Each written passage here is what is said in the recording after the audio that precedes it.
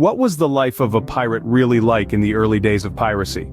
To answer that, we have to journey back to the earliest recorded instances of piracy, around the 14th century BC, with a fearsome group known as the Sea Peoples. These maritime marauders were the scourge of the Mediterranean, with their actions sparking the very first flickers of what would become known as piracy. Back then, this wasn't just a career choice or a rebellious act against the status quo. Piracy was a way of life, a means of survival.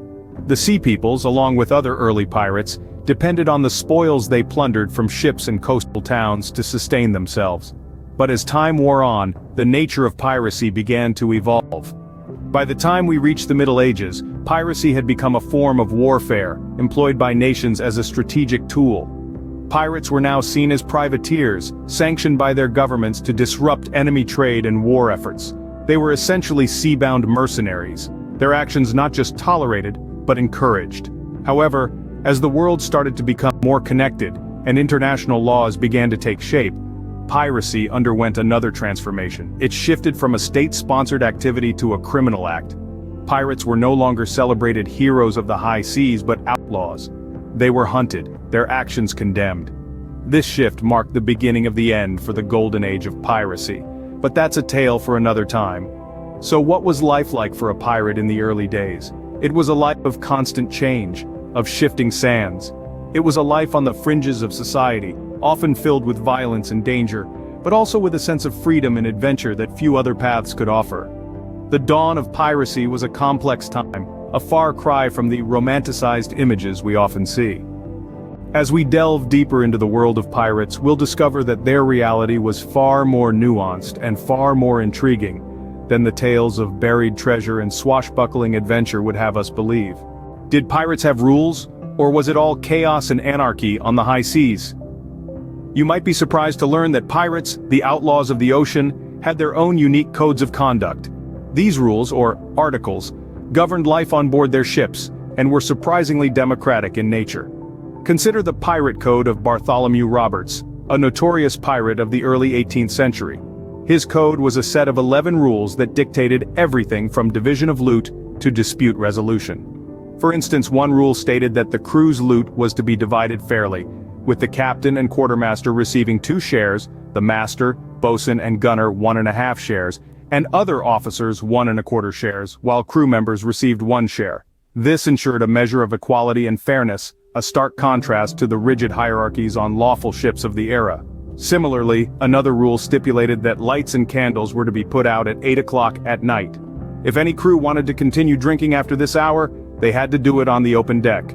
This rule showcased the discipline on pirate ships, a necessity considering the dangerous nature of their work.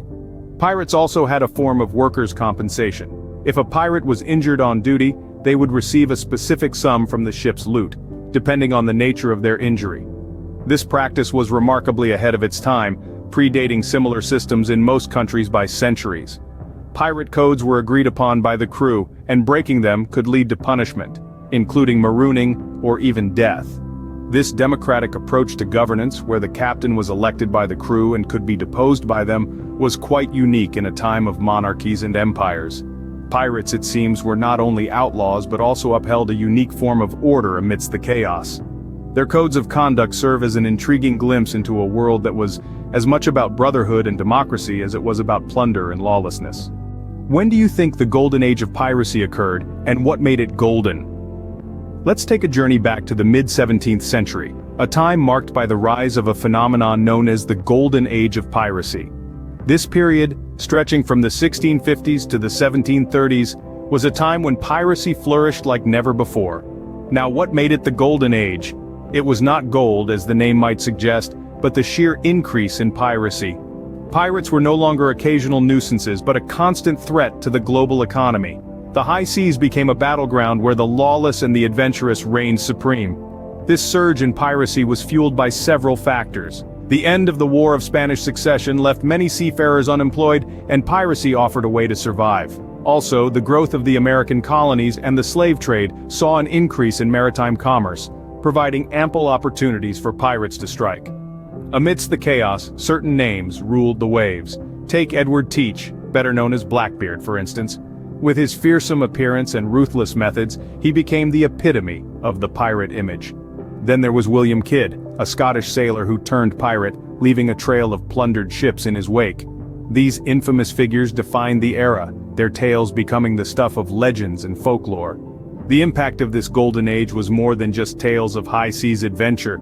It disrupted international trade, causing economic distress in regions heavily reliant on sea commerce.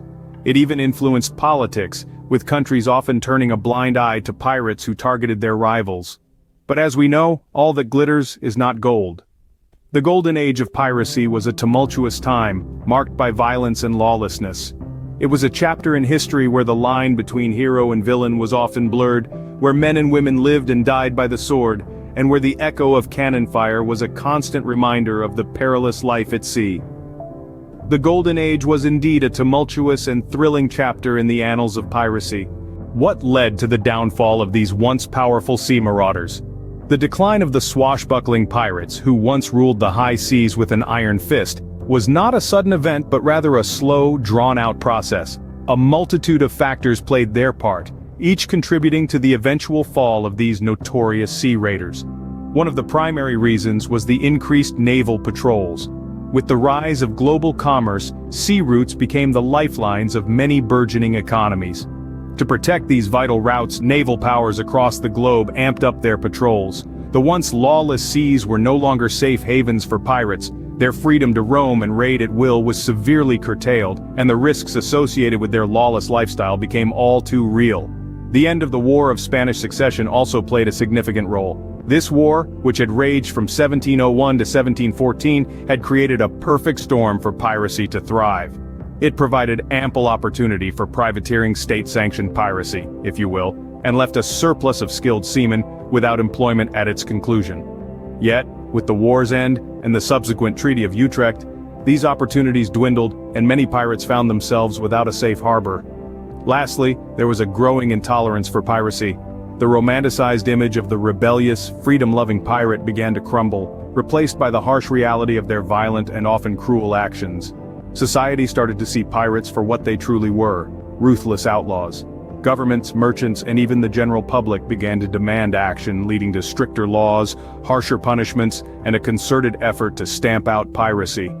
Together, these factors spelled doom for the era of pirates. The sea wolves, once the terror of the oceans, found themselves cornered, their lifestyle unsustainable. The risks outweighed the rewards, and slowly but surely, the age of piracy faded into the annals of history. The sea wolves' reign of terror was coming to an end, marking a new era in maritime history. How has our perception of pirates changed over time, and how does it affect our understanding of their history? Great question. Let's dive into it. In the modern age, pirates have been romanticized and become the stuff of legends. They're often depicted as swashbuckling rogues, living a life of freedom and adventure on the high seas. It's an image that's been shaped by the tales we've told and the movies we've watched, from Robert Louis Stevenson's Treasure Island to Disney's Pirates of the Caribbean. In these stories, pirates are often portrayed as charismatic anti-heroes who live by their own code and stand against the establishment. They're seen as rebels and outsiders, embodying a spirit of rebellion and freedom that can be appealing.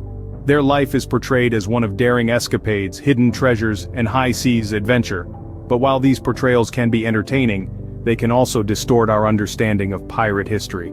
They gloss over the harsh realities of pirate life, which was often brutal, violent, and short. Pirates were outlaws who lived outside the bounds of society, and their actions often had serious consequences. Despite this, the romanticized image of pirates has had a significant impact on our perception of their history. It's led to a certain fascination with pirates, a curiosity about their lives and their world. This curiosity drives research and scholarship, leading to new insights and understandings about the world of piracy. Even as we acknowledge the realities of pirate life, we can't help but be drawn to the pirate myth. The image of the pirate as a rebellious outsider, a free spirit who lives by their own rules, is a powerful one. It captures something of our own desire for freedom and adventure, our own longing to break free from the constraints of society. So while the modern perception of pirates may not always be historically accurate, it does serve a purpose. It keeps the legend of pirates alive, sparking curiosity and fueling research. It ensures that pirates, for better or worse, continue to be a part of our cultural landscape. Pirates continue to capture our imagination, their legend living on in our stories and films.